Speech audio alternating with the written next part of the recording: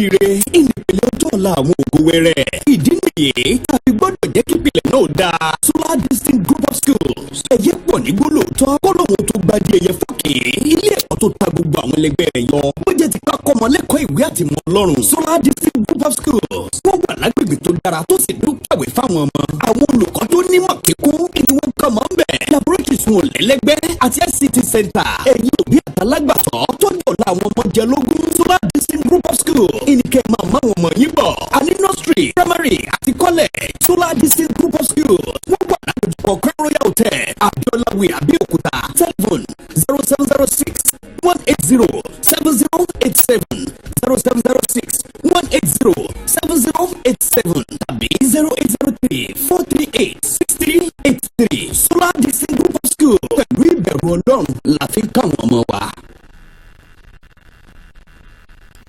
SMP ló kó àjọ láṣetá ni wọ́n ṣe tí wọ́n ká báwa náà máa wò tí ó dáa a sì fẹ́ SMP ló kó àjọ láṣetá ni wọ́n ṣe tí wọ́n ká báwa náà máa rí tí ó dáa.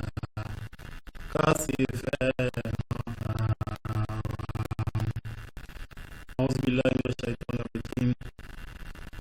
بسم الله الرحمن الرحيم الحمد لله الذي خلق كل شيء وهو على كل شيء قدير نشهد أن لا إله إلا الله وحده لا شريك له ونشهد أن سيدنا ونبينا محمد عبده ورسوله اللهم صل وسلم على ما لا نبي بعده وعلى آله وصحبه ومن تبعه بإحسان إلى يوم الدين. السلام عليكم ورحمة الله وبركاته. أدعو وقفوا ọbàtí ó dá èmi ọbàtí ó dá ẹ̀yin náà ọbàtí ó ṣẹ̀dá gbogbo nǹkan pátápátá ọba yìí ọba tí ó lágbára lórí nǹkan tó dá ní Ọlọ́run a jẹ́rìí pé ọ̀kan ṣoṣo ní Ọlọ́run ọba Allah ọba tí kìí sùn ọba tí kìí tó gbé ni ọba tí ò ní kú láéláé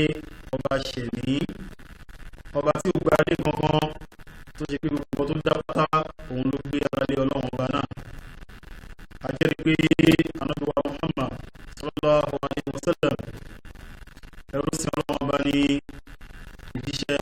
Ọlọ́run ọba sí ní pẹ̀lú àtọrọ ìkẹ́ àti ìgẹ̀ èyí tí ò ní lópin tí wọ́n bá tọ́jú ẹ̀dá ẹ̀jẹ̀ Ọlọ́run ọba fi ṣe àánú fún gbogbo àgbáńlá ayé pátá ìkẹ́ Ọlọ́run máa bá wọn sáré wọn bá gbogbo mùsùlùmí àtàmìlẹ́ ní àwọn tí wọ́n tún máa bẹ láyé pátá gbogbo sí ìgbà náà àkíwá kíkẹ́ àlàáfíà Ọlọ́run ọba ajẹ́jẹ́ tí wọ́n rí Ọlọ́run ọba èdè ìṣẹ́ àpárẹ́kà ọba èmi àti gbé àmín àkí ẹ̀yin ọwá ẹ̀yin olólùfẹ́ wa kí wa káàbọ̀ sí orí ètò wa ètò Da'watul Haqq ètí ó máa ń jáde láti ìkànnì Solar Distinct Television èyí tí a fi kalẹ̀ sí òpópónà Abiola Way ní àdúgbò Crown Royal Hotel ní inú ilé ẹ̀kọ́ Solar Distinct Group of Schools tí a wà ní orí òkè téńté Solar nílùú Abẹ́òkúta ní ìpínlẹ̀ Ògùn nílùú Nàìjíríà. Akíwa ìpè ojú tí ẹ fi ń wò wá Ọlọ́run jẹ́ kí ojú náà di Ọlọ́run jẹ́ kí ojú náà fọ́ èyí tí ẹ fi ń gbọ́ wá etí náà ní di bákan náà gbogbo ibi tí ẹ ti ń rówó ẹ fi ń ra dátà láti máa fi wo ìkànnì yìí ní gbogbo ọgbà pàápàá jùlọ gbogbo àwọn ètò wa tó ń jẹ́ láti ìkànnì náà Ọlọ́run má ṣe máa fi ọ̀pọ̀lọpọ̀ sí fún yín la ilaha illallah Ọlọ́run wa ṣe tèmi yìí má ṣe láwùmọ fún yín má ṣe ní àsọmọ fún àwa náà la ilaha illallah a fi àsìkò yìí àfihàn tí gbogbo àwọn tí wọ́n ń ṣe onígbọ̀wọ́ ètò yìí látòrí ìjọ Society of Muslim Professionals, ilé ẹ̀kọ́ Solar Distinct Group of Schools àti ilé-iṣẹ́ Wanik Group of Company tí gbogbo wọn tí wọ́n fi kalẹ̀ sí ìlú Abẹ́òkúta yìí. Ọlọ́run ṣàbàrùn ọkùnrin lọ́wọ́, Ọlọ́run mọ̀dá ní àbùkátà yìí, Ọlọ́run jẹ́ àjọ ní àjẹkù tó pẹ́, ọ̀làdá ilẹ̀ ìlọ́lọ́. À ń fi àsìkò yìí àfihàn rẹ̀ tí ẹ ń gbọ́ wa náà, tí ẹ ti ń gbọ́ wa, ẹ̀yin náà lè gbé ìpolówó ọjà yín wá sí orí ètò yìí àbí àwọn ètò míì náà èyí tó ń jáde láti ìkànnì SDTV. Ọlọ́run má ṣàjẹ́ kí a ní àjọṣepọ̀ tó pẹ́. Bí a bá ṣe ń gbé ọjà yín wá, àwọn ìpolówó ẹ̀ Ọlọ́run jẹ́ kí ọjà náà máa gbé láti ìlú ọ̀làlá ilẹ̀ ìlọ́lọ́. Lónìí, ohun tí yóò máa jẹ́ ìránnilétí wa ní òun náà ni al-infaq fi sabilillah, nínú owó ṣíṣe ìgbìyànjú sí ojú ọ̀nà tí Ọlọ́run ọba. Ẹ̀rí Ọlọ́run ọba bá lè kí ọlá. Ọlọ́run ọba ó sọ fún Ànábì wa Dáúdù alayhi salatu wassalam nínú tírà as-Sabura. Ọlọ́run ní al-malu mali wal jannatu jannati wa antum ibadi fashtaru jannati ya ibadi.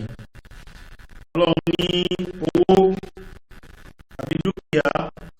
Ọlọ́run ní tèmi Ọlọ́run ọba ni. Bákan náà, àlùjánnà tí mo ti ṣe kalẹ̀ fún àwọn olùsìn Ọlọ́run ọba, Ọlọ́run ní mo ní àlùjánnà náà. wa antum ibadi, ẹ̀yin mo sì ń bá sọ̀rọ̀ yìí, ẹrú sí èmi Ọlọ́run ọba ni. Ọlọ́run wa ní ya ibadi, ẹ̀yin ẹrú sí mi, ishtara jannati, ẹ wá ra àlùjánnà ìmọ̀ Ọlọ́run ọba ìmáàlì pẹ̀lú owó ìmọ̀ Ọlọ́run ọba. Allahu Akbar. Ẹ̀rí pé ọ̀rọ̀ ńlá lélẹ́yìí. Àwọn Yorùbá wọn sọ pé ká fi owó àbú, ká fi ṣe kíni, ká fi ṣe àbúrò àlejò. Nǹkan tó lọ́wọ́ bá tó ń sọ fún wa nínú ọ̀rọ̀ yìí nìyẹn. Ìyẹn ni pé ká ná owó sí ojú ọ̀nà Ọlọ́run ọba nínú nǹkan tí Ọlọ́run ọba tí ó pa èmi àti ẹ láṣẹ ni. Àmọ́ ohun tí ó ń ṣe ọ̀pọ̀lọpọ̀ ọmọdé ènìyàn lónìí,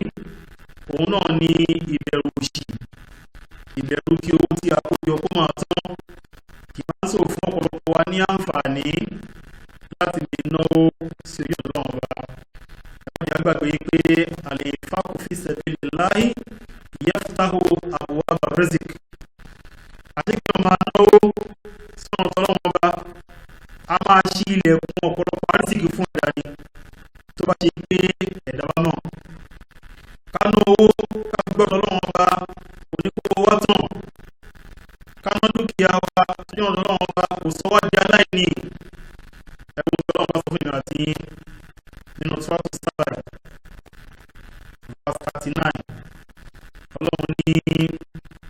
wa ma anfaqtum min shay'in fahuwa yukhlifuhu wa huwa khayrur raziqin. Ọlọ́run ní gbogbo nǹkan kí nǹkan tí ẹ bá ná fẹ́mi Ọlọ́run ọba, Ọlọ́run ní fahuwa yukhlifuhu. Ọlọ́run ní èmi Ọlọ́run ọba máa ń ṣe àdìpẹ́lẹ̀ fún yín ni, máa fi lè pílẹ̀sì àwọn nǹkan míì fún yín ni. Torí pé Ọlọ́run ọba yìí khayrur raziqin, ọba olóore, ọba tí máa ń pín ìjẹ àti mu bó ṣe wù ní.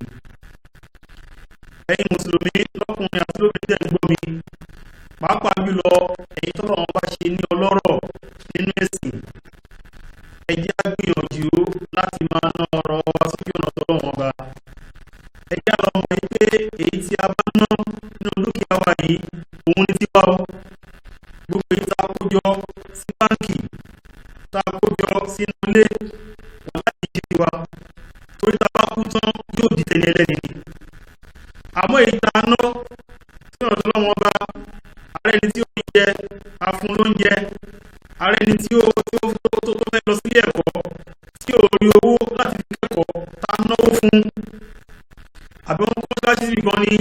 akọ́mọ́ṣáfó wa kọ́ mọ́ṣáláṣí àfiṣe tọ́lọ́run ọba.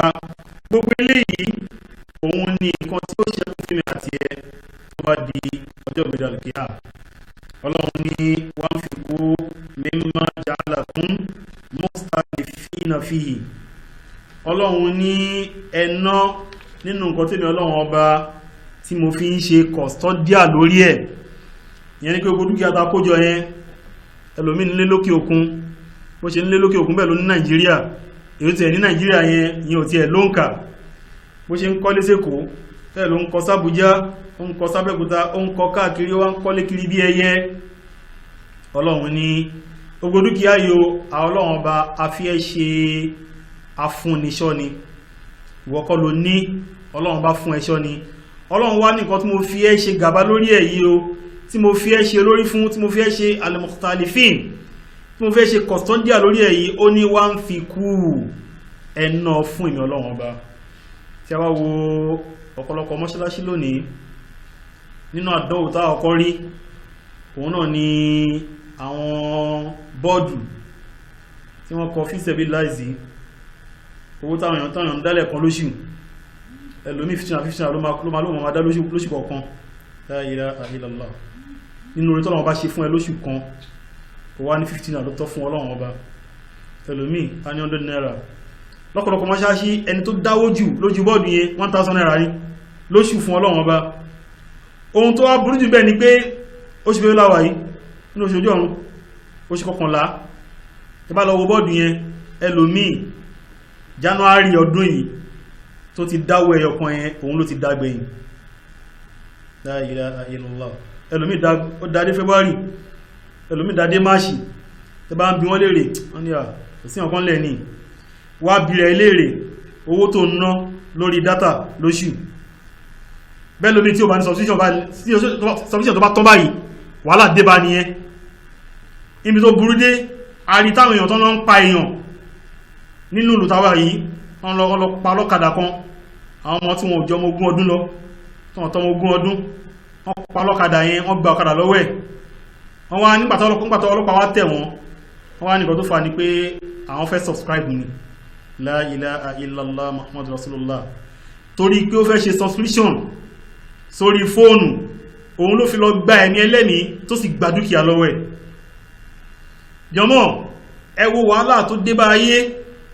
látara kíni látàrí pé a kọ àṣẹ tí Ọlọ́run bá tó pa èmi àti ẹ torí ilé ayé yìí ayé tó lọ bá sọ pé bali tuziruna al-hayata dunya wal akhiratu khairun wa abqan Ọlọ́run ní gbogbo yòdò yìí dín ilé ayé yìí ẹ̀tànjẹ lásán ni